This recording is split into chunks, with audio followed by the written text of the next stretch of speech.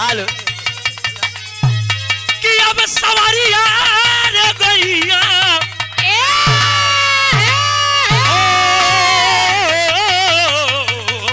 हो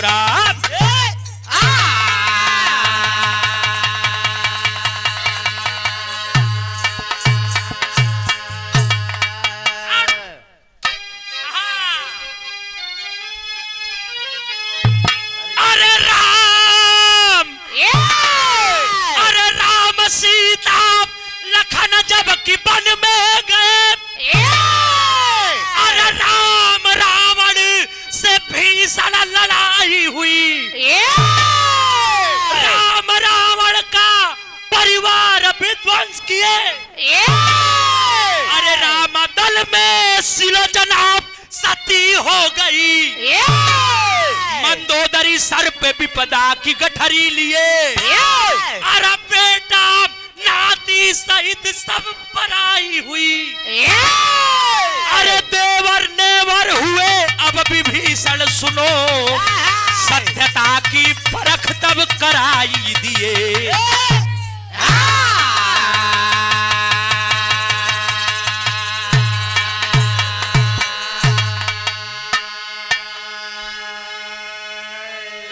अहिरे का पानी धीरे धीरे चढ़ा था की रुआ पे रम्मा लाल बा राम सीता लखन जब की वन में गए राम रावण से भीषण लड़ाई हुई राम और रावण से लड़ाई दुनिया जानत बा एक लाइन में खत्म किया चाहे तो केवल यही पे खत्म हो गया कौन कहानी एक राम एक रावणना एक राम एक रावणना राम मारे रावणना तुलसी लिखे है इतना बड़े का पुथन्ना हो ये कहानी खत्म लेकिन सही कहा हो कहानी के शुरुआत भल एकदम कव्वाली के टुकड़ा जवन वहर लगल मास्टर वह चीज लेकिन फरियाई के जाए चाहिए वाह हारमोनिया बढ़ा दा हारमोनिया बढ़ावा भैया आवा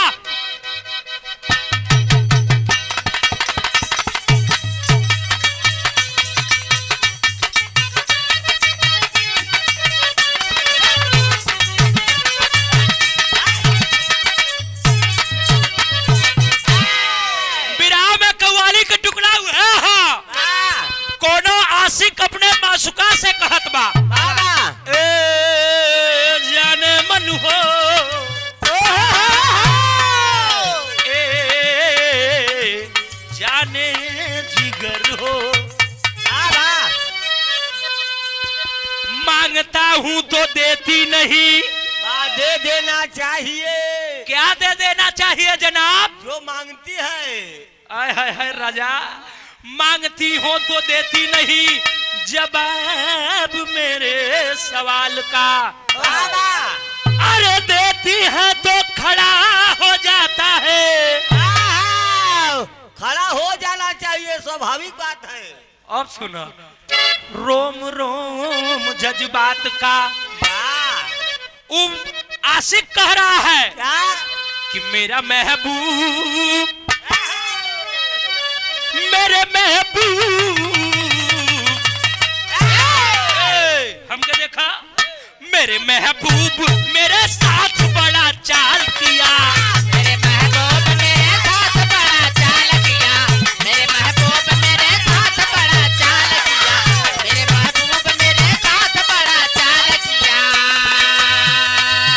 मेरे महबूब मेरे साथ बड़ा चाल किया मेरे महबूब मेरे साथ बड़ा चाल किया मेरे महबूब मेरे साथ बड़ा चाल किया मेरे महबूब मेरे साथ बड़ा चाल किया चाल किया चाल किया क्या चाल किया प्यार मांगा था झोली में गम को डाल दिया प्यार मांगा था झोली में गम को डाल दिया प्यार मांगा था झोली में गम को डाल दिया सूरज बाबू एकदम नई कहानी मिली और एकदम नई कहानी का नया नया खोज भी मिली विराह में आदेश मिलल कवि का कलम का इशारा बा गुरुजी के कलम का कैसे प्रभु दरबार प्रभु दरबार प्रभु दरबार तेरा बहुत बड़ा साचा है। प्रभु दरबार तेरा बहुत बड़ा सच्चा है। प्रभु दरबार तेरा बहुत बड़ा सच्चा है। प्रभु दरबार तेरा बहुत बड़ा सच्चा है। प्रभु दरबार तेरा बहुत बड़ा साचा है। प्रभु दरबार तेरा बहुत बड़ा सच्चा है। प्रभु दरबार तेरा बहुत बड़ा सच्चा है। प्रभु दरबार तेरा बहुत बड़ा साचा है, साचा है, साचा है। जीवन अनमोल रतन, यह मानव का जीवन, जीवन अनमोल रतन मानव को भाता है। जीवन अनमोल रतन मानव को भाता है। जीवन अनमोल रतन मानव को भाता है। जीवन अनमोल रतन मानव को भाता है। ए भैया, स्वर्गीय बनवारी बाबूजी का बड़ी बिटिया रानी यादव जंघई से बाबा छोटकी फुआ के तरफ से ही बड़ा पुरान नोट लखा था। फुआ बक्से में रखे रही का? हाँ नहीं, बस के में नहीं रहा, हाँ, तिजोरी में रहा। तिजोरी में रहा। आय हाय, 101 रुपया का पुरस्कार, 5 के पलगी में, यही प्रेम है, यह अपनेपन का प्यार है। अरे वाह। और फिर वही बड़े नाती स्वर्गीय बनवारी बाबूजी के बड़े नाती हैं आप, सौरभ यादव भैया के द्वारा 101 रुपया का पुरस्कार के पाड़े गहन का लखा तो भैया के भरे केवल सुनत रहन का, उन्हें बुलाए हुई भाई, यही भी उनका नंबर लगा रहे कि नहीं सुन ली तब जाई। यही प्रेम है, का करवा, ये सब तीनों गुण संपन्न है। अच्छा अच्छा। और बड़े ही सम्मानित श्री राम नरेश यादव लिलवार से बड़े भैया, हम आवत भैया बैठा रहन चर्चा करत रहे, कहे बड़ा नान कर रहन, तब भी रहा इनकर भरा, बड़ा मजा आई रहा, आज फिर सुनाई। अब तो नाना इनका लड़का हो गया है। अब देखो, अब हाँ हमारे नाना लड़का आते हैं घूमे थन देख ले। बहुत माया पुरस्कार, 5 के पलगी बा। प्रभु दरबार तेरा बहुत बड़ा साचा है। जीवन अनमोल रतन मानव को भाता है। बड़े भाग्य मानुष तन पावा। मनई का तन बड़े भाग्य से मिला बा। 4 दिन का जिंदगी, बनारसी बाबू भूख लग गई क्या? नहीं, टाइम हो गया बा, हम समझा थे, लेकिन सोचा थे संगे खाई बेर बुड़त खाई लेते जाए तो हमार बाबा हैं, हम ज्यादा न कह। हाँ अच्छा अच्छा, यह प्रेम है। विराह का शुरुआत भल मास्टर, कहाँ ध्यान है? लारे लारे लारे लारे लारे लारे लारे लारे लारे लारे लारे लारे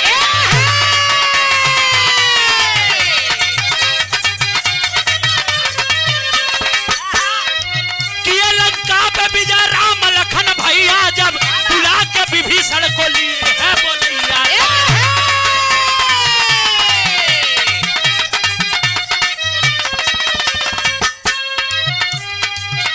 लंका पे विजय राम लखन भैया जब बुला के विभीषण के लिए है बोलैया, तब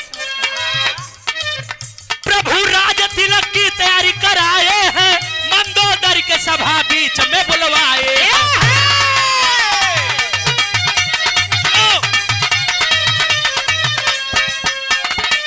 बोली मंदोदरी प्रभु कहाँ मैं जाऊंगी, प्रभु जी बोली मंदोदरी प्रभु कहाँ मैं जाऊंगी, बना दिए हम विधवा रो रो के।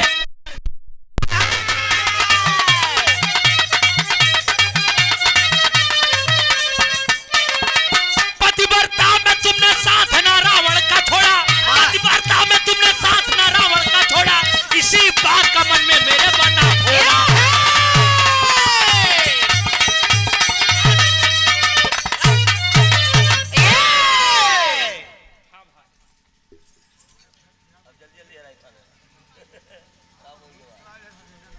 सुनीता यादव स्वर्गीय बनवारी लाल बाबूजी की सबसे छोटी बिटिया चफला से, जहां का राम से नहीं भैया है, आपके द्वारा 101 रुपया, बार बार चरणों में प्रणाम, आशीर्वाद की आकांक्षा सकल पंच को कोट कोट नमन है। ए भैया, कहानियां के आप लोग समझ ला, कहानी हाँ कहा के रामदेव बाबू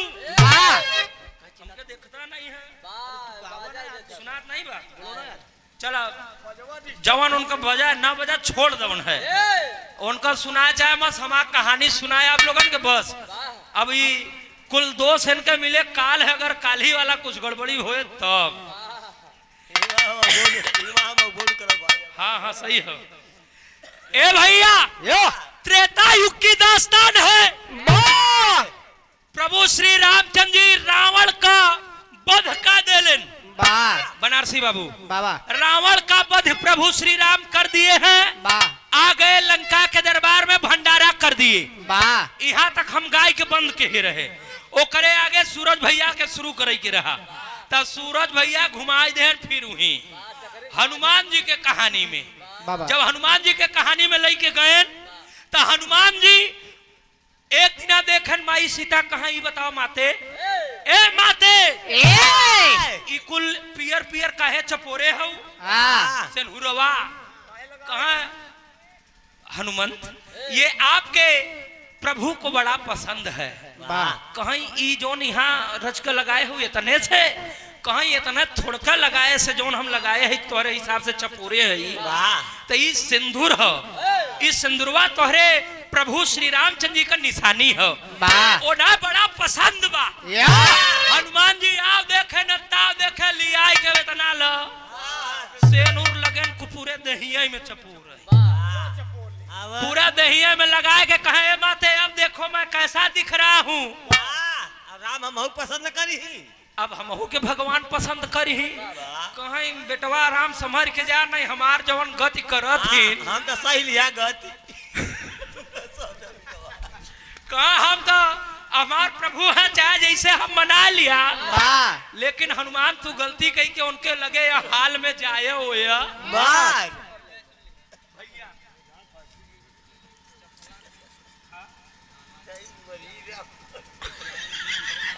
एक मिनट। नीतू देवी चफला से आदरणीय श्री बनवारी बाबूजी की नातिन है, अच्छा बिटिया हैं। आप चफला से बहुत माया पुरस्कार 51 रुपया चरणों में प्रणाम बा आशीर्वाद की कामना है। और के ये देखा हमार पड़ोसी गांव रमनाथी डुहिया से आदरणीय निर्मला देवी आपके द्वारा 101 रुपया के पुरस्कार चरणों में प्रणाम आशीर्वाद की आकांक्षा है। पूरे परिवार को बाबूजी की आप बिटियां हैं रमनाथी की ही हैं। हाँ भीटी 90 चौराहा एकदम जगह पे बार राजा जायद बहुत माया पुरस्कार चरणों में प्रणाम। और आदरणीय आप श्री रमेश चंद्र रवि कुमार मम्मा ये बड़ा ही शुभचिंतक हन बिरहा को श्री रमेश चंद्र रवि कुमार कपड़ा के आप विक्रेता हैं। कौन कपड़ा हो देखा ये बक्सो दूसर कपड़ा समझता वो कपड़ा मारा जो तू पहने है। अच्छा कुर्ता पजामा कह हाँ तो कुर्ता पैजामा मान ल ये दूसर जगह पहुंचा था ज्यादा कहा वैसे ओठ न सटाई वाले में है ने। बहुत माया पुरस्कार 101 रुपया भैया का धंधा चटकी रहे ऐसा 1000 कमा तो 150 हम सबके लुटावत रहे। हाँ मास्टर माई सीता के सामने हनुमान जी कहे माते तू कितना रोका हम मानव न प्रभु के सामने जा। हनुमान जी आउ माने न ताऊ माने पहुंच गए प्रभु श्री राम के लगे। कहा प्रभुदेव प्रभु के चरणों में सादर प्रणाम। जब हनुमान जी के देखे कुंवर प्रभु श्री रामचंद्र जी लगन हंसई कहानी का ए हनुमान कहा ई कौन कलर कहा प्रभु कहा के कैसे के कहीं माता लगावत रही कहीं आपके बहुत पसंद बात हमहू लगाई लिया कहीं जा तोहरो बंधन बन जाए जवन तोहार मन के इच्छा हो पूरी हो जाए। कहा मन के इच्छा पूरी हो जाए प्रभु कहा हाँ कहा जा जवन तू सोचबा तोहार काम पूरा हो जाए। हनुमान जी बन रहे के साथ आप लोग जानते ही है वहां से निकले न आयन जंगल में एक खिनी बानरी के एक ही बनरिया पेड़े पे चढ़त उतरत रही जब देखे रंगा बिल्ला कहे आय हाय हाय रे जब देखे हनुमान जी का शकल कहे हाय हाय कहे इतना दिन से हम यहाँ जंगले में घूमत हई, लेकिन ऐसा कलर बाना नहीं मिला। जवन आज ही कलर हम देखात है, वाह हनुमान जी के सामने जाएगी कहिए ए ए कहा हम तुझसे बड़ा प्रेम करी था। आवा मऊ हाँ, आवा मऊ कह लेते। अब हनुमान जी पहले और कुछ बात नहीं सोचन, कहा तई प्रेम करत है तो हमहू तो के बड़ा प्रेम करी था। अब बात भुलाई गए कि प्रभु श्री राम कहे हैं कि जवन पहले सोचबा वही पूरा तोहार हो जाए। अब हनुमान जी कहे जैसा तई सोचा था वह बतिया हमहू सोचत है। और स्वर्गीय बनवारी बाबूजी की नातिन आरती यादव आपके द्वारा बहुत ढेर सारा पुरस्कार 51 रुपया, बार बार चरण प्रणाम आशीर्वाद की कामना है। अब हनुमान जी तो बात सोच ले, लेकिन हर भगवान का आशीर्वाद हो। हनुमान जी चलत चलत जब आगे बढ़न बनारसी बाबू, जब अगवा पहुंचे कहा तुम्हारा नाम क्या है, तुम्हारा नाम क्या है? कहे हमार नाम मंगरिया बा मंगरिया। कहे श्री राम गंभीर यादव लिलवार से आप बिरहा के बड़े ही शुभचिंतक हैं। 101 रुपया का पुरस्कार, चरणों में प्रणाम आशीर्वाद की कामना है। कहा मंगरिया तोर नाम तो बढ़िया है मंगरिया, लेकिन बंदरिया हमार तोर बियाह कैसे होए? कहा कैसे होए? कहे हम बाल ब्रह्मचारी, कहे हम बाल ब्रह्मचारी, हम जहाँ देखी नारी वहाँ कूद पड़ के फाड़ियों को साड़ी देख लो इनकर अलग है। कहा कैसे? कहा हम तो मान लिए कि बियाह करब सिर्फ तो से नहीं तो अपन जान दे दे। मंगरिया का बात सुन के कहा सुन हम बाल ब्रह्मचारी है, हम अपन बाल ब्रह्मचारी तोड़ब ओड़ब ना। मंगरिया का चाहे जवन कह दे हम मानब हो ना, हम बियाह करब तो सिर्फ तो है। कहा अच्छा तो बियाह करबे? कहा चल प्रभु श्री राम के लगे। कहा वहां ना जा, बियाह करब तजुआ करब ही करब। जिद्दे पड़ गए हनुमान जी जाए के जंगल में तपस्या पे बैठ गए। तपस्या पे बैठ के लगे राम राम राम राम राम राम राम। कहा लगन बनरिया पहुंचा, कहता चकोटी काट ले। बुल्ले मामा हो, कहता चकोटी काट ले, कहता खोद दे। हनुमान जी कुछ पहने रहे ना। अब सोया शेर हनुमान जी का जाग गया। जब सोया शेर हनुमान जी का जागल है, कहे बनरिया हम बाल ब्रह्मचारी है, हमार सत्य डिगाव मत। कहा कहे कहा हम मानव ना बियाह करत सिर्फ तो से। अब पहला भगवान का आदेश तू माने है। कहा नहीं बियाह न करब। गुस्से में हनुमान जी उठे और मंगरिया का टंगिए पकड़ ले। मंगरिया का टंगिया पकड़ के लगे नचावे।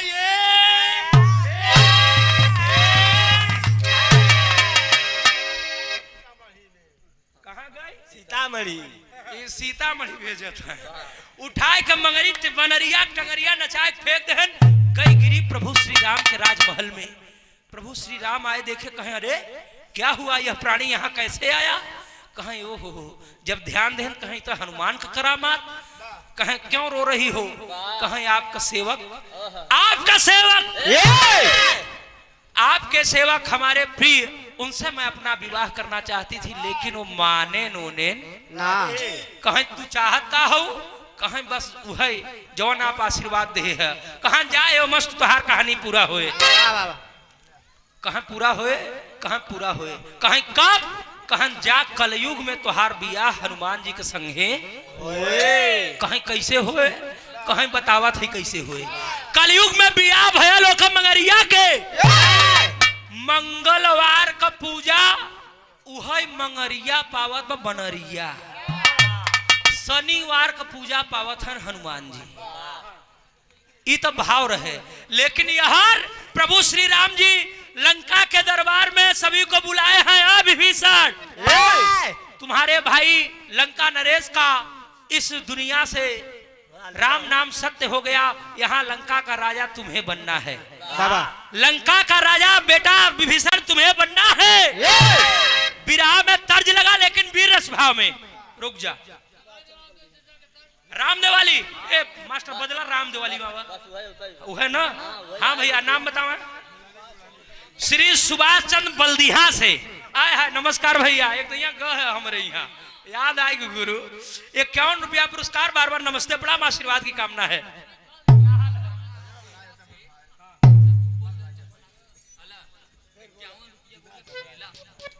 ए भाई ये चलई वाला हो कि बंद होई वाला 100 रुपया वाला तो नहीं हो। वैसे दान के बतिया का दांत नहीं देखा। बेला से का नाम बा नीतू यादव। बेला से बाबूजी की आप बिटिया हैं। 11 नहीं 101 दे रही भाई। कहीं आप चफलास बोल दे रहे हमका अल्लाह भाई ला ये रहे पे शुद्ध कह देते। विराह में तर्ज लगा रामदेव बाबू का वीर रस के सरताज गायक। अब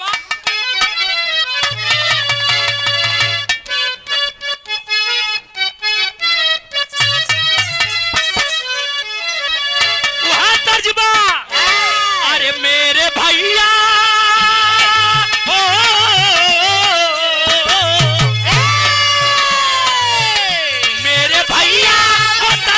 सिपाही हम तो हरवा चलावल करी।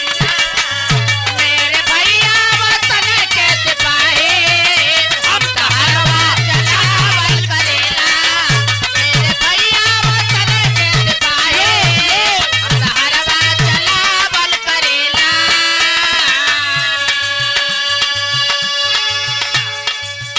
भैया हाथ बंदूक तलवारिया सो है हमारे हाथे फरसा तगड़िया सोहे।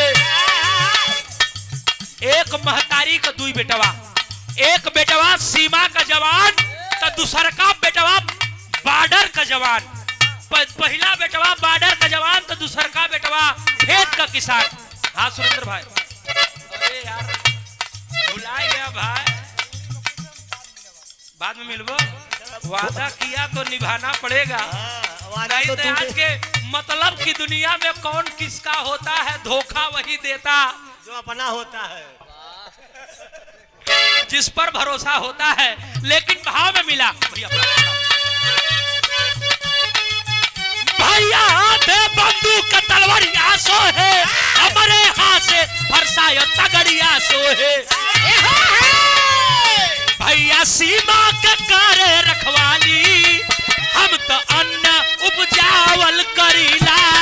भैया सीमा पे करे रखवारे हम तो उपजावल करेला। भैया सीमा पे करे रखवारे हम तो अन्न जलावल करेला। लखन लाल को प्रभु श्री राम बुलाए। लखन भैया प्रणाम आदेश करिए। कहां जाओ जल्दी से जाओ जल्दी से मंदोदरी को विभीषण को सभा के बीच में बुलाओ। बाबा लंका के दरबार में विभीषण और मंदोदरी को बुला लाए लखनलाल। कहां बैठो। मंदोदरी आते ही गुस्से में लाल है। आए प्रभु जी आप भगवान होगा तो विभीषण के लिए भगवान होगा। हमारे लिए हमारे मांग के उजाड़े वाला हमारे सुहाग के उजाड़े वाला आप मेरे पति के हत्यारे हैं। और कोई हत्यारा उसके परिवार का दुश्मन होता है। बाबा प्रभु श्री राम कहे मंदोदरी गुस्सा शांत करो। कहा ना ना ना ना, ना आपने एक ब्राह्मण का खून किया है, कत्ल किया है, ब्राह्मण को मारा है, आपको ब्रह्म हत्या लगी है। बाबा कहे ब्रह्म हत्या लगी तब कहे इतना नहीं। ब्राह्मण को मारने वाला ब्रह्म हत्या है। और हमारे पति देव अगर ब्राह्मण थे, अगर वो ज्ञानी पुरुष थे तो भगवान अगर आप हैं तो आपके साथ उन्होंने लड़ाई क्यों किया। क्यों किया सवाल है। 2 सवाल मंदोदरी करती है। प्रभु श्री राम कहे मंदोदरी एक सवाल मेरा भी है। कहे क्या।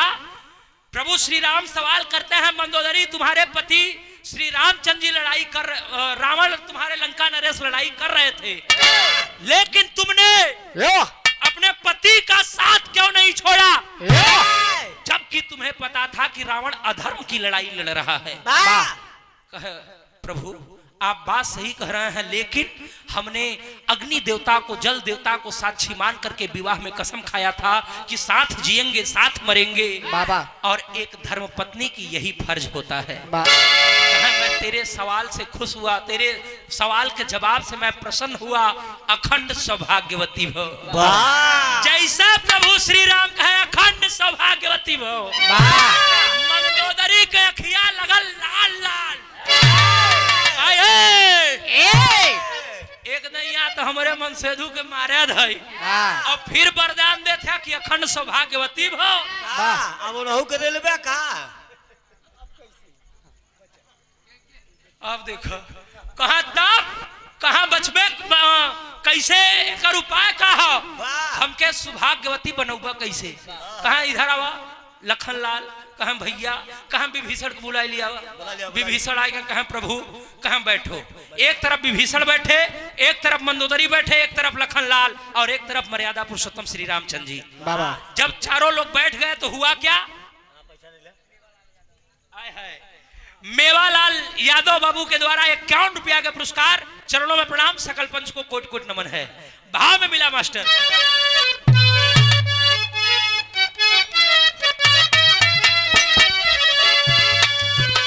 बोले प्रभु जी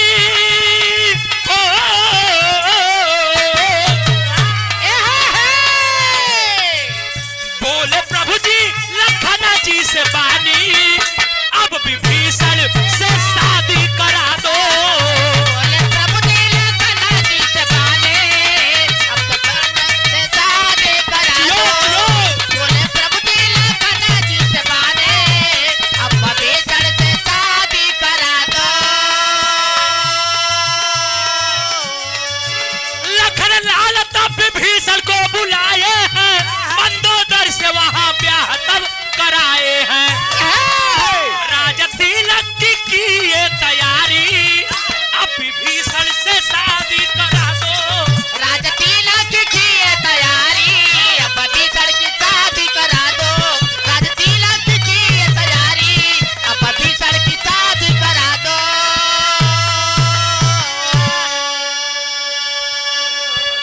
आदरणीय आप परम सम्मानित श्री रमा शंकर यादव जी शुक्ला ऑटोमोबाइल्स में जो कार्यरत हैं, पियाजो में, आप कटका झूसी में शुक्ला ऑटोमोबाइल्स है, आपके द्वारा दूसरी तीसरी बार भैया बैठे हैं। प्रणाम है भैया को। का भैया कहन कहे यादव नहीं बोला, हम कहा अगवा लिखा ही नहीं रहा, हम कहा वो नीचे लिखा शुक्ला ऑटोमोबाइल, ऊपर यादव लिख दे, कजनी कितना डिसबैलेंस खाई जाए, चक्कर आई जाए। बहुत माया पुरस्कार 51 रुपया, चरणों में प्रणाम है। ए भैया भैया पंकज भाई फोन रख दो पंडित जी। हेलो 10 मिनट का और मेहनत बात, तू सब मेहनत कैला। आज हम हूँ इलाहाबादी के चक्कर में फंसा है। हमारे रामदेव भैया अच्छा टाइट बा, और राजा जब इतना कह जा तब तो हमारे और 2 इंची बढ़ी गई। टाइट करिए ये तोहार मोहब्बत हो, ये तोहार मोहब्बत हो। बाजा कम सही बा, लेकिन यह तोहार मोहब्बत हो। हाँ के बिना बाजा का पिटत है। ए भैया प्रभु श्री रामचंद्र जी लखन के बुला के जब बैठा दलन, एक तरफ पंडित जी मंदोदरी, एक तरफ विभीषण। बाबा कहाँ सौभाग्यवती मंदोदरी तुम होना चाहती हो? कहाँ हाँ। कहाँ विभीषण उठाओ सिंदूर। कहाँ कैसन काम, आपके भाई अगर जिंदा होते तो आज इसकी ये नौबत न होती, लेकिन विभीषण सिंदूर उठाओ और अपनी भाभी के साथ आज तुम विवाह करोगे। उठा के सिंदूर भैया की जगह डाल दो। है विभीषण सिंदूर उठाए, अपने भाभी मंदोदरी के मांग में डाल दिए। कपोल कहानी नहीं है, पृष्ठ नंबर सहित प्रमाण के साथ यह बिरहा वीर बहादुर यादव गाएगा। आदरणीय श्री विजय बुल्लार कवि जी बैठे हैं, इस बिरहा को सुना होगा आपने, तो पढ़ा भी होगा। भाई जहां न पहुंचे न वहां पहुंचे। इसमें 3 सीसी ले ले तब पूछा। आप सुनो 3 सीसी ले ले तब। और चफला की सरजमी से स्वर्गीय बनवारी लाल यादव बाबूजी के नाती सनी यादव जी, आपके द्वारा इस विरहा के भाव पे बहुत ढेर सारा पुरस्कार, बार बार चरणों में प्रणाम, आशीर्वाद की कामना है। बाबा मंदोदरी के साथ विभीषण का विवाह हो गया। बनारसी बाबू बिरहा गाय गए सब चला जाई नई चीज है। अब ऐसा जल्दी कहानी सुनाई के नहीं मिलत। जब बियाह होएगा विभीषण मंदोदरी का, कहाँ मंदोदरी? तेरा सवाल मेरा जवाब अखंड सौभाग्यवती पूरा हो गया, तुम सदा सुहागन रहो। कहे भगवान आशीर्वाद दे दिया सदा सुहागन, ठीक बा, लेकिन हम अपन पुरानी बात भूल ना। कहे मंदोदरी काहे भी कहा समय का तकाजा है, आज तोहार समय बरियार बा, हमार बियाह कराई दे देवरे से, लेकिन मौका मिले भगवान तो तुहसे हम मिल। बिरहा में मास्टर धीरे धीरे दिन बीत गया। जब विभीषण मंदोदरी के दिन बीते लगा है पप्पू भाई, तब मंदोदरी का गाड़ी लोड केथा से लोड हो गई, गिट्टी बालू से। देखा बक्सो देखे गिट्टी बालू से गाड़ी लोड करत बा। बिरहा में तर्ज बदल गया, बिरहा में बड़ी पुरान तर्ज लगा पूर्व वाली। और एक पर्दा बढ़ावा।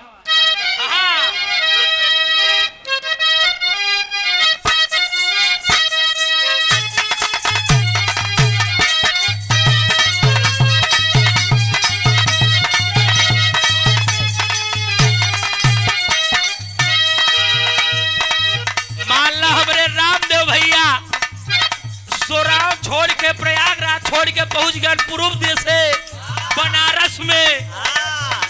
जब बनारस पहुंच गए तो इनकर घरवाली इनके फोन करके समझावत बा, पिया जी ने जाई हा हो पूर्वुआ, राजा जानी जाई हा हो पूर्वुआ, जा बंगलिनिया बस हो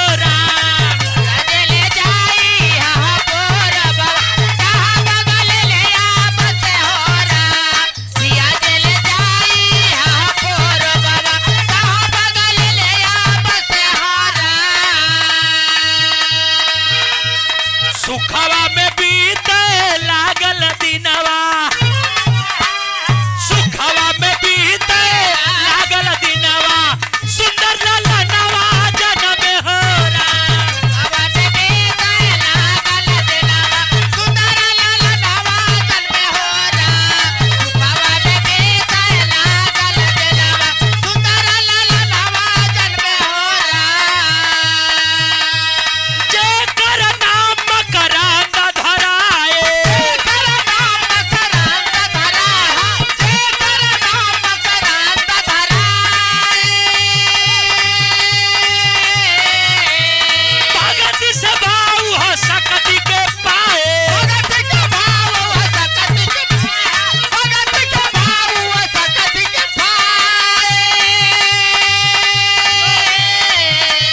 फिर से मचावले बातू फनवा, फिर से मचावले बातू फनवा, सुंदर ललनवा जन्म हो राम, फिर से मचावले बातू फनवा, सुंदर ललनवा जन्म हो राम, फिर से मचावले बातू फनवा, सुंदर ललनवा जन्म हो राम।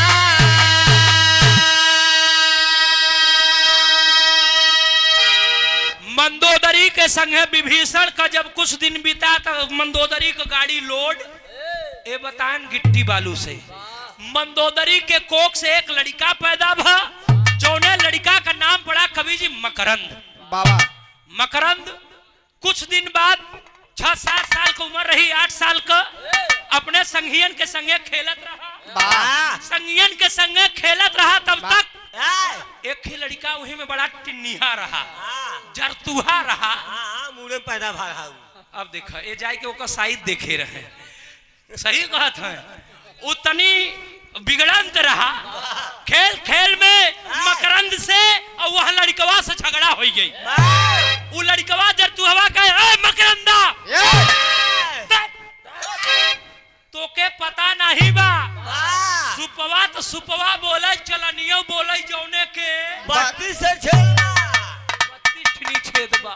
कहाँ कैसन कहे सुन सुन सुन सुन सुन, ज्यादा बढ़ के तय बोल मत, तय बोल मत ज्यादा, ज्यादा बढ़ के तय मत बोल, तोरे माई एक बाप बाप दू, हाँ तोरे माई एक बाप दू। मकरंदा एकदम आव तक लगल टकर टकर ओका मोहवा तक माई एक बाप दुई मतलब तोरे माई के पहले बिया भरा रावण से नहीं जानते जाने नहीं भारे तब तो बाबू मर जाए तू मत बोला नहीं तो है बता देते कहा सुन तो माई पहले रावण का मेहरारू रही अब तोर बाप विभीषण वह तो पक्का है कहीं कैसन कहीं हाँ ऐसन पहुंचा मकरंदा बाही सकोड़त अपने माई मंदोदरी के लगे ए माई ए माई ए माई सुन सुन सुन सुन यहाँ कहाँ भा कहाँ ये बताओ फलनवा ऐसा ऐसे ही कहे कि तोरे माई एक बाप दुई कैसन कहानी बताओ मंदोदरी कही बेटवा ऐसा कोनो बात नहीं तोहार बाप एहन महतारी हम है बस कहीं नहीं दाल में काला बा कैसे फलनवा लड़का हमके ताना मारे कहे अच्छा कहे का प्रमाण बतावा बिन मंदोदरी कहा कैसे कहा प्रमाण बताओ सुनो बेटा राजमहल के कोप भवन में चलबा तब कहीं चला मकरंद साथ में मंदोदरी दोनों लोग पहुंच गए कोप भवन में बेटवा महतारी बतियाई लगे जब बेटवा महतारी बतियाई लगे तब मंदोदरी पुरानी बात पूरा भेद खोल दे मंदोदरी पुरानी बात मकरंद से बता देती है बाबा मकरंद कहा माँ ए माँ मैं अपने पहले के बाप 64 चौकड़ी राज करने वाले तेज प्रतापी चक्रवर्ती भी सम्राट कहे जाते थे 64 चौकड़ी राज करने वाले राजा रावण का माँ मैं राम से बदला लूंगा मंदोदरी कहे अरे मोर बेटवा ए लाल ऐसे मत जाए लल्ला चश्मा लगाए है बेटवा बा करे जा बा चश्मा उड़ूक जाए लाल ऐसे मत जाए कहा है बेटा ऐसे मत जाया जाया कैसे जा पहले तपस्या कैला केकर देव में देव महादेव का भोले भंडारी का तपस्या करे बिन पहुंच गया मकरंद कैलाश पर्वत पे उठा लिया हाथ में कटार और कटार उठा करके कहा बाबू 10 दैया अगर चढ़ाए रहन रावण तो हम 20 दैया अपन शीश काट के तोहरे चरण में चढ़ा दे यहाँ बिरहा का टेरी लाइन लगी मास्टर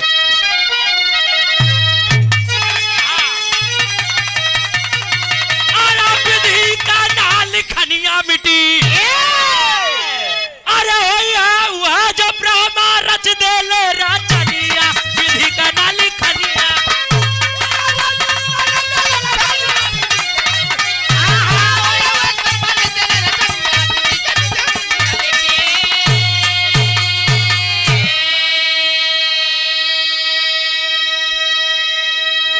जब सही जगह मार करबर राजा तो गज से करेजा गजगज हो जाता जब सही देवा सही मार देव अच्छा अब यह इलाहाबाद में आ जा तब हो विधि के नाली खनिया मिट्टी ये हम गावत थोड़ो है ये हम बतावत है बाबा वो सब राम आधार दादा लोग गाय गाय चल गए हम तो दोनों में चली थे दादा ऐसे गाय गए तो हाउस में जा कहाँ अरे तो ऐसे को घरे जाए भी नहीं तो हूँ गाय के जा अरे वो चला जाओ तो हमें फायदा बा दादा राम कैलाश तनी कहीं छुआई के हटाई ले लाल वाह ओ गाँव कैसे गाँव उनकर बड़ा प्रेम से गाँव सुनई वाले भैया आए हाय बड़े भाग से ही मनई का तन मिला वाह बड़ा प्यार से गाँव है आए हाय कैसे कैसे पैसा ले ले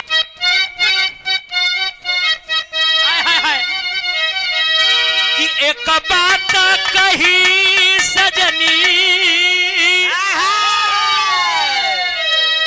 यहाँ जितना जने बैठा है सब दुल्हन है सब सूरज ई मत सोचा कि हम ही सब दुल्हा है ए मास्टर तो हम दुल्ही है चेक कैले चेक करत चाहे हम हो चाहे आप हो चाहे क्यों भी हो यहाँ बैठा सब दुल्हन है और सबका दुल्हा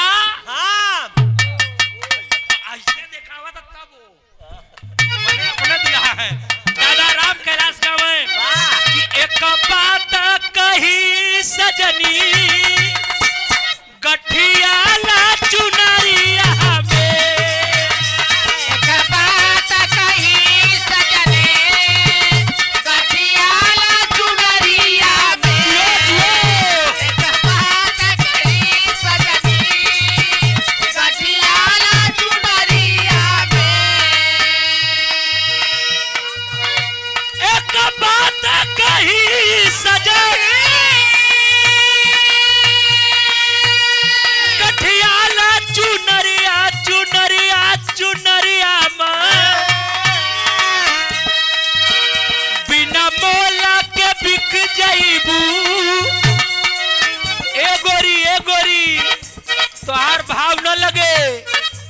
विकास भैया यहाँ क्यों को भाव न लगे बिना पैसा के बिक जाइबू माया के बजरिया में माला का बिक जाइबू माया के बजरिया में बिना माला का बिक जाइबू माया के बजरिया में।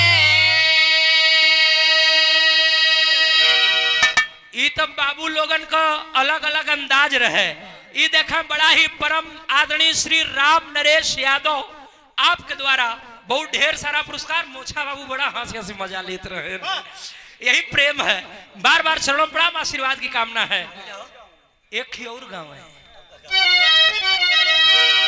दादा राम कैलाश के एक ही और फटकार है वो एकदम लटका ऑन कर रहे तीन गवैयन का तीन अंदाज प्रयागराज में अलग रहे। दादा राम कैलाश का लटका का लटका देखो एक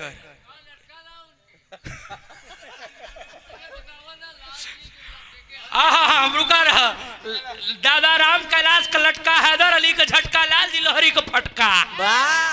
अरे अब भतरासी बाटू ना घूम के आऊ मथुरा काशी अब भतरासी बाटू ना बस खरे यार गावत थोड़ो है ये तो बतावत है।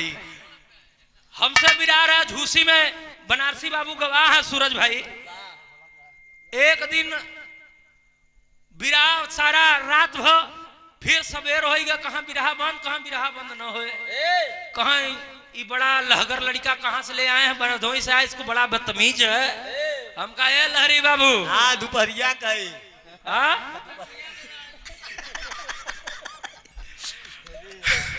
लहरी बाबू कहे लहरी बाबू तो आऊं वहीर हम वहीर और जब लोहा से लोहा टकराए ना तो दोनों बहिर हो जाइए।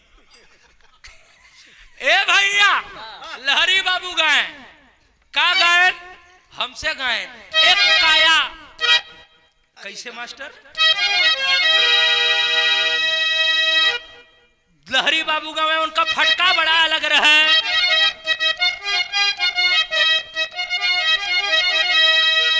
बारह रजऊ बारह करेजा एकदम सही है। उनका फेमस चीज रहे केका का खाएस ममऊ हमार गाय रहन बल्दिया में जब हम भी रहा दीना ममा यह गाना गाए रहे सबके तो सब खाएगा लहरी बाबू के तो यही खाए तो खिया चला चिलमिया खाएस दरुइया खाएस तमाम लोग हैदर चचा तो कहियो दिया डाटू दे भैया हम के नहीं ढेर गा रहे तो पी लिया तो हर बाजार सही है ना। लहरी बाबू वहां हमसे गाए थे क्या गाए थे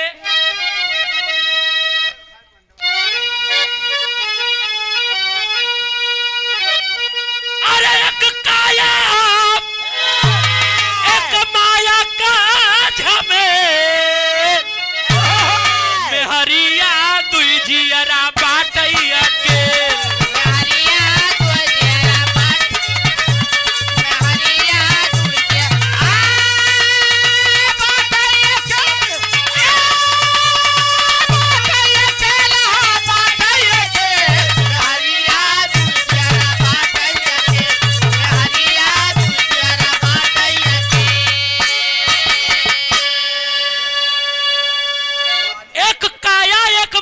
का झमेल मेहरिया दुई जियरा बाटैया के हम कहा अच्छा हम कहा काया माया से काम ना चले लहरी बाबू काया माया के संगे संग है ये काया मिलेगा मुछा बाबू ये काया मिलेगा शरीर और ये माया मिलेगा नात बेटवा पनत परिवार। हम कहा लहरी बाबू महल अटारी कुल मिलेगा काया माया लेकिन काया माया सब बा बेमेल कैसे हम गावा अरे एक काया एक माया बेमेल प्रभु के साया बिन जियरा बा मेल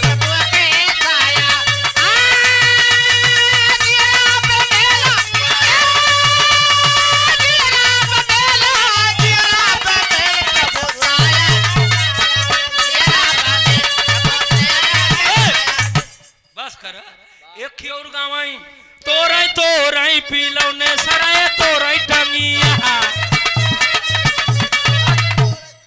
इहो देख तोरई तोरई पिलौने सरे तोरई टंगिया इहो सब अंदाज रहे। ई सब लहरी जी को लहरा रहे छोड़ा अपने में आवा। बिरहा का टेरी का लाइन लगी रहे वही जगह आवा मास्टर। विधि का ना लिखनिया मिटी हो यहाँ वह जो ब्रह्मा रच देले रचनिया विधि के ना लिखनिया मिटी। अरे किया तपस्या है मकरंदा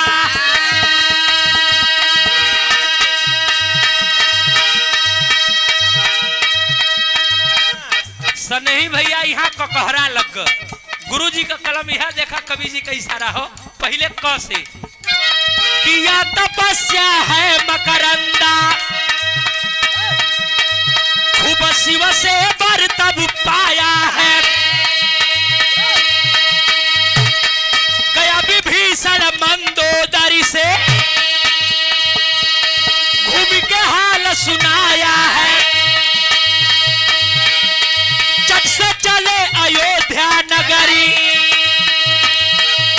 क्षण में हनुमत आया है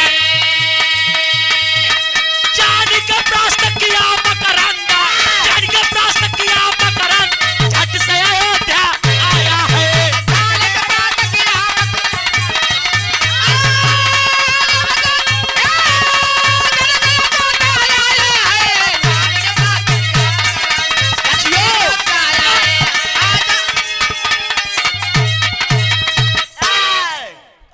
किया तपस्या है मकरंद खूब शिव से वर तब पाया है गया विभीषण मंदोदर से गया विभीषण मंदोदर से घूम के हाल बताया है चट से चले अयोध्या नगरी क्षण में हनुमत आए हैं जान के प्रास्त किया मकरंदा झट से अयोध्या आया है। मकरंदा पहुंचल कैलाश पर्वत पे तपस्या करे लगा कहे देव में देव महादेव जल्दी से आवा वरदान में नहीं गर्दन काट के अलग कह दे गर्दनवा काटा बिन जैसा तलवार उठौले ऐसा देव में देव बौराहू आई गर हाथ से कहीं कस हो बेटवा कस ए लाल तो है का चाहे बेटवा लाल कहे प्रभु और कुछ न चाहे कहे का चाहे जलेबी खावे बेटवा कहे प्रभु हमें शक्ति दे दे कि दुनिया में क्यों हमें हराए न पावे बाबा बौराहू बाबा चिलम लगाए फिट आओ देखे न ता देखे कहां जाए मस्त जैसे भोले भंडारी आशीर्वाद दे देहन कि जा तो से क्यों जीत ही न पाए सबसे तू विजयी है अजयी है क्यों तो है हराए न पाई तू सबसे बड़ा सबसे बलशाली है जा एवं अस्तु। सब देवी देवता में हल्ला मच गई कि अरे बाप रे बौराहू नशे में हुजूर हैं वरदान दे देहन सब देवता हंसत हन कि बौराहू अपन मेहरारू तो छोड़बई नाई के हैं पार्वती के दई देहन त ई सब इनके भक्तन के का देथन चेत थोड़ुआ कहन तब का होए कहन तुरंत सरस्वती के बुलावा जाए के कंठ पिरा जाए सर बीड़ा वाली माई आए के कंठ पे विराज के जाए के कहन सुना ये बेटवा वरदान तो देत हई सबसे तू जीत जावा लेकिन अगर अधर्म करबा तो है मारब तो हम ही मारा हमरे सिवा क्यों तो है मारे वाला धरती पर मकरंदा कहे बस बस यही तो चाहत रहे उठाए स्टेगा तलवार जाय के रहा लंका नगर पहुंच गया अयोध्या नगर। अयोध्या जब जाय लगल जंगलवा में हनुमान जी है बनरिया के फेंक के बैठा है तपस्या करत है कहीं राम राम राम राम राम पहुंचल कहे तू के कहे हम भगवान हई आप परम सम्मानित परम आदरणीय श्री राम स्नेही यादव चपला से भोजन के कारीगर 101 रुपया चरणों में प्रणाम आशीर्वाद की कामना है भैया के माहे माई भगवती का स्थान बना रहे ऐसा भोजन प्रसाद सबके बांटत रहे आशीर्वाद देते रहे खा लिया जाए तब जाना चाहे। अच्छा भाई अपने जुगाड़ में बा ए भैया मकरंदा पहुंचल कहा तू के कौन मैं राम भक्त आह्वान हूँ औहान नहीं हूँ हनुमान हूँ कहा तो ही हनुमान है कहा बड़ा पूछ न चाहे कि मंगरिया के फेंके है न कही आवा आवा तू फक्कड़ हमार तोहार हो जाए तब आगे चली चला होय हनुमान जी कहा ए बउआ ए बउआ ए ए बउआ संभर के कहा समरब न आवा दू फक्कड़ हमार तोहार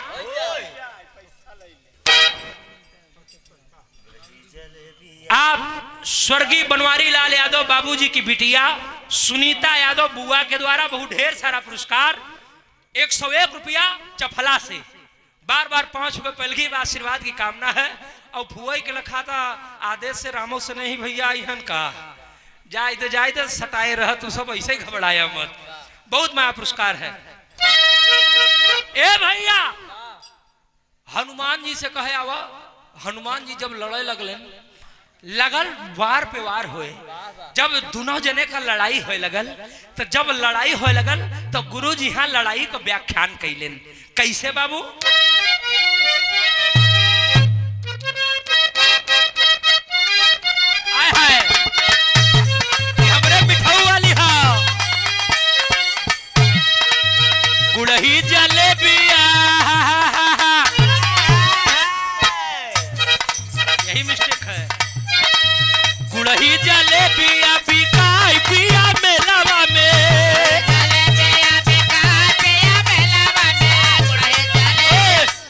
बस भाव में का भैल मास्टर जाकर के बनवा चलावे लगा रनवा में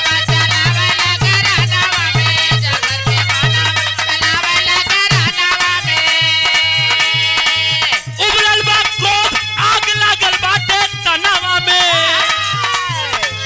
उबलल बा क्रोध आग लागल बाटे तनवा में जाकर के बनवा चलावे लगा रनवा में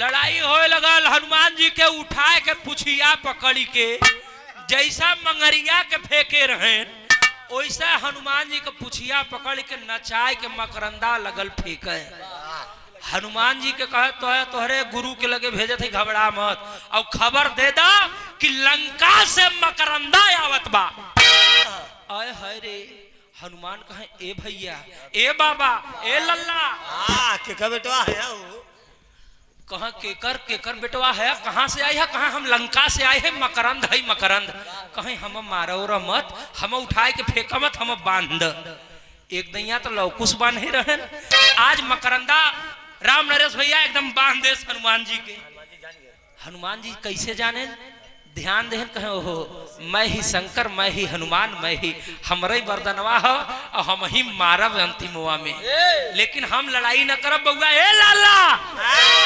बांध तोहरे संगे हमहू चलब हनुमान जी के बांध के मकरंदा लेके पहुंचल अवध नगर में जब पहुंचल कहे अरे हनुमान ये कौन दशा किया कहे प्रभु वही लड़कवा के हे बा वही जोन छोटका लड़कवा चश्मा लगा के बैठा बा वही लड़कवा कहे कौन कहाँ वह जौन दिखात बा कहाँ है कौन कहीं लंका को बतावत बा कि ओकर नाम मकरंद बा कहाँ जाय के परिचय पूछ ल राम लखन भरत शत्रुघ्न चारों भैया धनुष बाण ले पहुंच गए मकरंदा के लगे जब मकरंदा के लगे पहुंचन तो बिरहा में तर्ज बदली गई अरे हरी हर टिकुलिया लहरेदार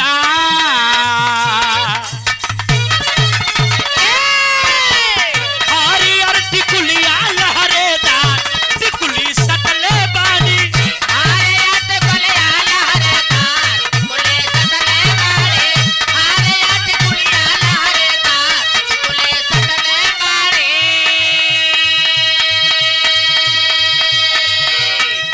फरमाइश आयल रहे समाजवादी पार्टी के एगो गाना हम गोले रही अरे लाल का गमछवा रंगदार लाल का गमछवा रंगदार अखिलेश यादव अब की अखिलेश भैया अब की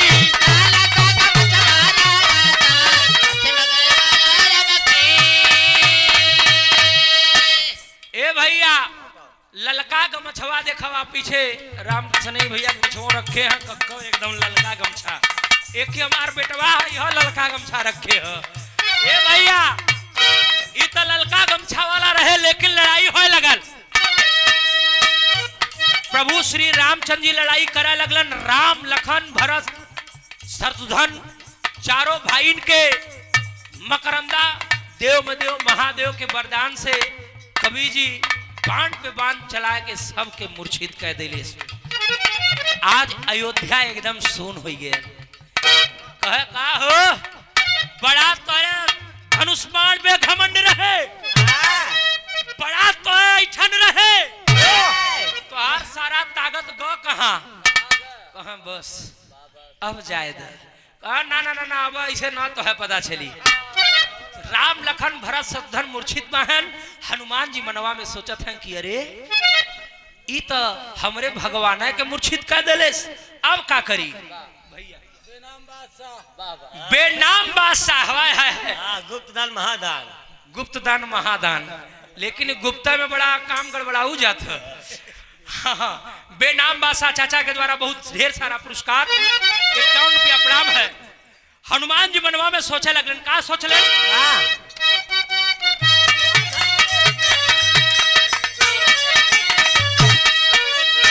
शिवाजी का हनुमान धैले ध्यान, शिवाजी का हनुमान धैले ध्यान, लगले सोचा जब की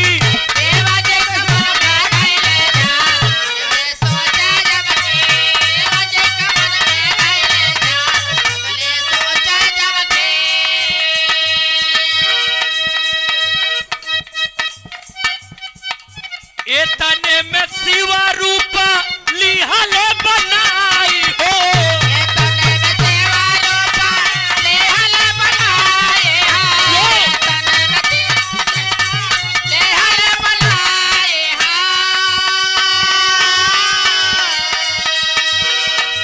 मकरंदा कट के बहरा,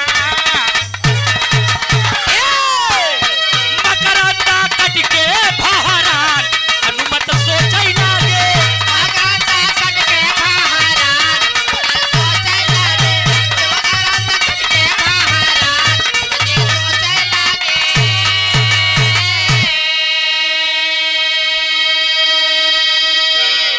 मकरंदा एकदम बाण पे बाण चलाए के सबके मूर्छित कर देलस। हनुमान जी कहे ओए होए, कहे ए बबवा ए लाल, ये हमा हथवा जवन बाने है बहुत तनी छोड़त, कहा काहे बिन छोड़ी, कहे अब तो हमार राजा मार दी है तो अब हम का करब। कहे अच्छा छोड़ दे थई। मकरंदा दया कह के उ हथवा बनल छोड़ देले हनुमान जी के। जब हनुमान जी का बंधा हुआ हाथ छोड़ देले, हनुमान जी कहलन मोर रजऊ ए बेटा ए लाल, हमरे भगवान के तू मार दिला, लेकिन सुना अब वो मूर्छित बाहे, उनके जियावे का तरीका हमें पता है, एक बार फिर हमसे लड़ाई लड़ला। अब मकरंदा पहचान नहीं कह पुलिस की हनुमान हवेन की शंकर भगवान हवेन। शिव ही हनुमान है, हनुमान ही शिव है। ए पंचो, हनुमान जी तुरंत जब लड़ाई का ऐलान कैले, तुरंत अपन हनुमान का रूप बदल के शंकर भगवान का रूप पकड़ के हनुमान जी आ गए और हाथे में त्रिशूल लेकर के त्रिशूल चला दिए। जब त्रिशूल चलाए, मकरंदा देखा कि अरे ये तो हनुमान थे, शिव कैसे हो गए। तुरंत ध्यान देता है प्रभु के चरणों में, त्रिशूल जाकर के रुक गया। प्रभु के चरणों में प्रणाम करके मकरंदा कह रहा कि हे प्रभु, आप हमके वरदान दिला, आप कहे रहा कि मारब तो हम ही मारब। सवाल हमार ई है कि हमके मारत काहे है। कहा तुम अपने पूर्व जन्म पहले के तुम्हारे राजा रावण का तुम बदला लेने आए हो, और वो 64 चौकड़ी राज करने वाले महान विद्वान तो था, लेकिन अधर्म के रास्ते पर चलता था, और वही अधर्म के रास्ते पे आज तुम भी मकरंद चल रहे हो।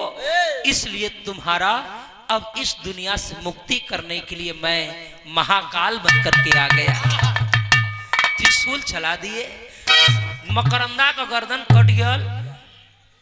रावण स्वर्ग लोक में कवि जी आसन पाया था, मकरंदा को भी रावण के बगले आसन बनल स्वर्ग लोक में। काहे प्रभु श्री रामचंद्र जी के हाथों से, प्रभु महाकाल शिव शंकर भगवान के हाथों से मृत्यु पा करके वह भी स्वर्ग में स्थान पा गया। यह अब तो कहानी रही, असली कहानी बिरहा के मनारसी बाबू अब यहाँ से शुरू भई। अब का कहानी मोड़ ले है। सुपुनखा सुनत बाकी और अयोध्या में मकरंदा मारा गया। आंखी में आंसू लेकर के हाथ दौड़त दौड़त पहुंचल मंदोदरी के लगे। अरे भौजी, अरे मंदोदरी भाभी, तोर बेटवा मकरंदा अयोध्या में मारा ग भौजी। जब मंदोदरी सुनती है कि मेरा बेटा मकरंदा भी मारा गया, आज मकरंदा के याद में क्रोध में आकर के मंदोदरी एगो सवाल कैले बा सुपुनखा से। सुपुनखा से का सवाल कैले, आल्हा में प्रमाण मिला। भैया एक मिनट का, अच्छा अच्छा ठीक है। हाँ हाय हाय,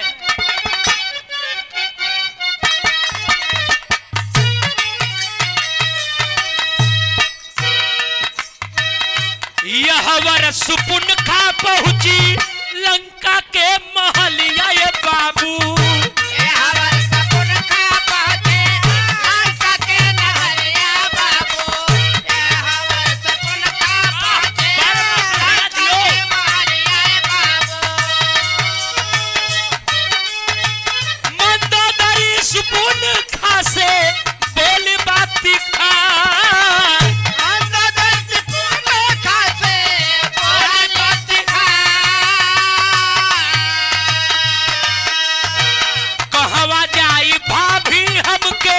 सूझै नाही रही ये भौजी,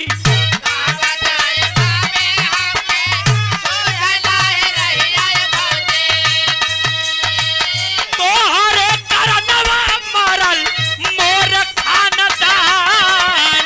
तोहरे करनवा मरल मोर खानदान।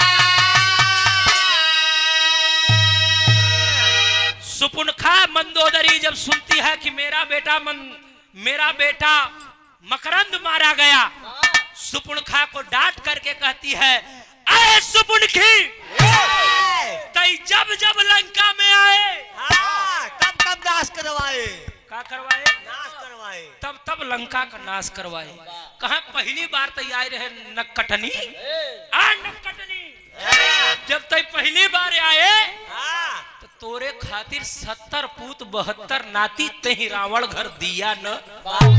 दैया तो दोबारा मिली है रे।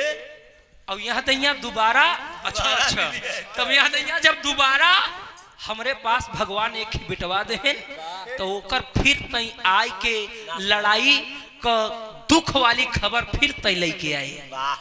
मंदोदरी गुस्से में लाल होकर के कहती है, सुपुनखा तुम इस लंका की राजमहल से निकल जाओ, यहाँ कभी दिखाई मत देना।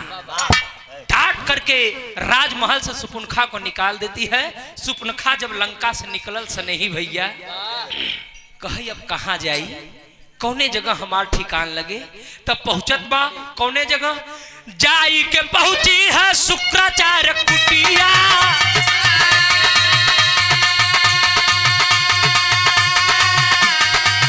जाई के पहुंची है शुक्राचार्य कुटिया।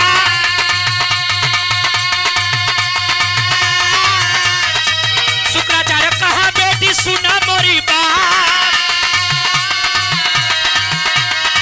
शुक्राचार्य कैले तब शिव के पूजनिया।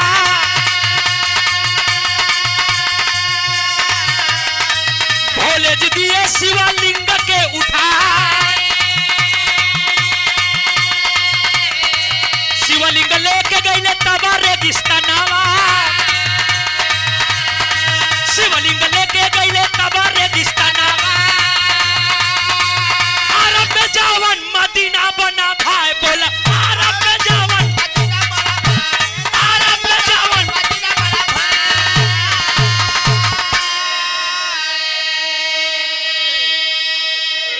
स्वर्गीय बनवारी यादव बाबूजी के सबसे छोटे बेटा का नाम है भैया? शिवपाल यादव। अच्छा है। सौरभ भैया तो नाती हैं, इस शिवपाल भैया के तरफ से बहुत ढेर सारा पुरस्कार। हाँ तो यह हो अहिर मनई मन की बनई मन भाई, यही प्रेम है अपने लोगों का, यही गाना बजाना है। प्रणाम है, आशीर्वाद की कामना है भैया। सुपुणखा पहुंच गया अपने दैत्य गुरु शुक्राचार्य के लगे। गुरुजी प्रणाम। कहा कस बिटिया काहे रोवत हो? कहीं भौजैया मार मार निकाल दे गुरुजी। कहीं तब बिटिया कहाँ जाबू? कहीं कहाँ जाई कुछ सुझात नहीं, रास्ता बताओ। हाँ कोनो लड़का लहावत है। ये लड़का ही भी परेशान है। वैसे में राम से नहीं भैया ज्यादा परेशान रहते, हम ना कुछ कह जाए। ए भैया शुक्राचार्य गुरुजी कहे तब उपाय कहाँ? उपाय कुछ हमारा समझ में नहीं आवा। कहाँ एक उपाय बा? कहाँ कौन उपाय? कहाँ शंकर भगवान का भजन कर। कहीं हम तो करते हैं गुरुजी, तो हम कर ताकि जल्दी उपाय मिल जाए। शुक्राचार्य गुरु एक आंखियन बैली रहे। हाँ एक आंखें काना रहे। क्यों के सच्चाई मत कहा करना, नेवर लग जाए। शुक्राचार्य एक आंखियन बैली रहे, बैठा रहे लगन तपस्या में। ओम नमः शिवाय, ओम नमः शिवाय, ओम नमः शिवाय, ओम नमः शिवाय। जब ओम नमः शिवाय कहे भोलेनाथ कहा कस हो तो हूं के चाहे डेढ़ बैटरी महाराज कहे सरकार हमार चेलिन हो, चेलिनिया का पार कैसे हो नैया, कुछ उपाय कर। कहा उपाय का करी? कहा उपाय एक भौजाई लंका से निकाल दे, वहां अधर्म हटिए, वहां धर्म का स्थापना हुई है। कहीं तब कहा वरदान दे दे। कहा जाए मस्तु जैसे एवं मस्तु कहा वैसा एक ही शिवलिंग मामा। कौन शिवलिंग? वैष्णव नामक शिवलिंग। वैष्णव नामक शिवलिंग उठा करके भोले बाबा दे दिलन शुक्राचार्य गुरुजी के। शुक्राचार्य के दे दे कहन ला। कहा का करी? कहीं एके ला और अपने चेलिनिया के दई दे। मतलब सुपुनखी के दई दा और दई के कही दा लाई के चली जाए, लेकिन ऐसा जगह जाए जहाँ मुर्गा दारू मिले। कहा ऐसा जगह लेके जाए जौने जगह एके धर्मी पुरुष न छुई पावे। कहीं मतलब कहीं धर्मी पुरुष न छुई पावे, जे इनके बिरादरी के लोग रहे, सुपुणखा के बिरादरी के दैत्य लोग, या फिर इनके कोट इनके ग्रुप के दैत्य लोग रहे, वो लोग एके छुई सकते। कहाँ अच्छा ठीक बा? कहाँ सुपुनखी तई जाबे कहाँ? कहीं गुरु महाराज जाई कहाँ? कहीं सुनु हो बतावत है। कहाँ इस शिवलिंग ले पकड़। जब शिवलिंग ले ले सुपुनखी हाथे में पकड़ ले, जब कहाँ शिवलिंगवा हो देख ले का, जब हाथे में पकड़ ले शिवलिंग से नहीं भैया, अब कहाँ लेके जाबे कहाँ? कहाँ एके लेके चली जो रेगिस्तान में, जहाँ न मनई का जात, जहाँ पेड़ न रूख वहाँ रेड़ महापुरुष। लेके पहुंच गई रेगिस्तान में। और रेगिस्तान में जब देख ले वहाँ क्यों दिखात ना, केवल रेत ही रेत दिखाता, तो वहीं ले जाए रख के कहे गुरु महाराज अब का करी? कहे बस नहीं पूजा पाठ कर, ए नहीं से तोहार नैया पार हो जाए। लगी सुपुनखी दिन रात पूजा। कहे ये बौरहु एक ही हमारी इच्छा पूरा कर देते। वो जगहिया आज बनारसी बाबू कौने जगह बा? वो जगहिया रेगिस्तान में, वहां एक भी नदी नहीं है, वहां केवल एक ही तालाब बा। उ तालाब कौने नाम से बा?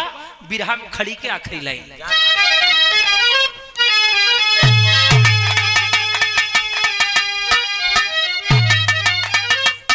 अरे अरब देश में, अरे अरब देश में सुपुनखा भाई साफिया रानिया तब माने चाल चलन सारा ये अरबी दुनिया। मारे चाल चलन सारा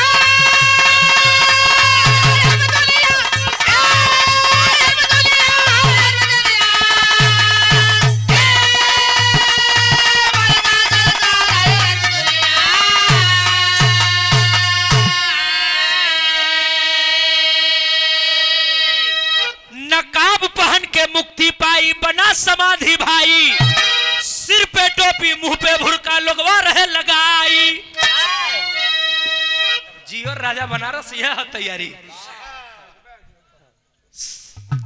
नकाब पहन के मुक्ति पाई, बना समाधि भाई, सिर पे टोपी मुंह पे भुरका, क्यों क्यों एक शुद्ध बुरका कहत है, जोन करियवा पहने थीन बुरका। अच्छा बुरका देख, हाँ शुद्ध भुड़का ही हो, बुरका है। देखे कवि जी बैठे हैं, क्यों क्यों मान ले, देखा इनकर खोज हो ना, इनके वाले में कवि जी वही कहीं है उम्र 55 के दिल बचपन के, क्या बात है। मोछ वाला किसी से कम नहीं है राजा, मोछ वाले तरे तरे। ये सब दुखी बाबू गाए देन कि मोछ वाले तरे तरे। ये केवल दिखाया में उजर का बा, लेकिन दिल पे एकदम बचपन का बा। ए भैया नकाब पहने का है बिन अरब देश, आज वही रेगिस्तान अरब देश बना है।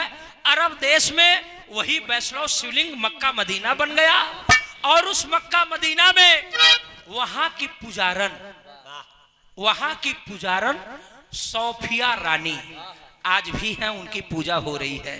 वह सोफिया रानी और कोई नहीं, सुपनखा ही हैं। ये पंचों, इतना ही नहीं, उसी के बगल में एक तालाब भी है, जो ने तलबवा में हथवा गुड़वा धोई के लोग जालन हज करे बिन।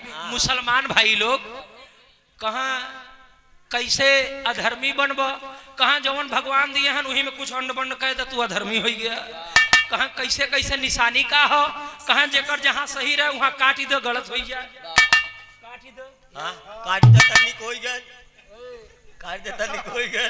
देखा राम नरेश भैया झगड़ा मत लगावा, वही वाले समझा ना, बात हो मुसाफिर बात पर्दे में। अब वहाँ रेगिस्तान में जियारत करा बिन, हज करा बिन मुसलमान भाई लोग पहुंचलन। सुपुणखा वहां का पुजारन रहे, उ नकबवा पहने का है बिन, ओकर नकिया कटी रहे कवि जी, तो नकिया तोपा बिन एक ही ऐसा बान है, और एक ही ऊपर से ऐसे लटकावे, और कुल करिया करिया पहने। करिया काहे पहने, वह जंगले में दागी लग जाए तो न समझ में आवे। बात सही कहत है, दाग लग जाए तो पता न चला कर खोज हो, सही हो। ए भैया मुसलमान भाई लोग कैसे का कैलन, जब वहां रेगिस्तान में पेड़ ओड़ न रहे मोछा का, तो एक ही टोपी बनावे, वो टोपिया लगावे गोल का, ताकि मुड़े में घाम न लगे, और ढोल झाल पहने, कुर्ता और पैजामा ये पहनावा है। एखनी संगवा अपने गमछी भी रखे। हिंदू हो वो भी शंकर भगवान को पूजता है, मुस्लिम हो वो भी शंकर भगवान को पूजता है, चाहे सिख हो चाहे ईसाई हो, रूप अनेक है लेकिन ईश्वर एक है। बिरहा का शीर्षक यही है कि ईश्वर एक है, खून एक है। इसलिए कवि जी ने कहा कि ना हिंदू बनाया ना मुसलमान बनाया, मास्टर भैया, ना हिंदू बनाया ना मुसलमान बनाया, भगवान ने तो सिर्फ इंसान बनाया, सिर्फ इंसान बनाया। आखिरी लाइन,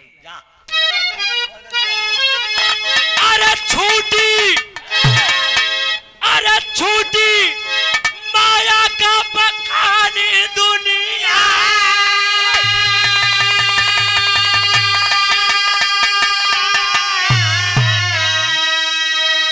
तब माने चाल चलन सारा ये अरबी दुनिया।